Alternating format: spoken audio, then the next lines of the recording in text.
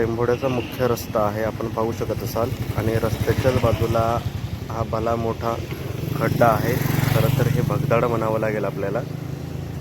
इथून जर एखादं मोठं वाहन गेलं तर कदाचित अपघात होण्याची शक्यता नक्कीच आहे.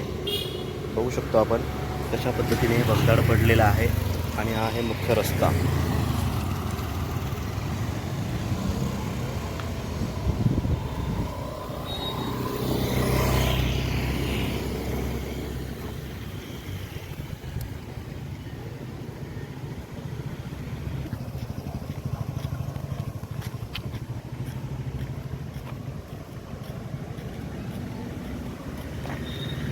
ही पाईपलाईन आहे, आपण पाहू शकत असाल. आणि रस्त्याच्याच बाजूला ही पाईपलाईन असल्याने हा जो रस्ता आहे तो खचलेला आहे.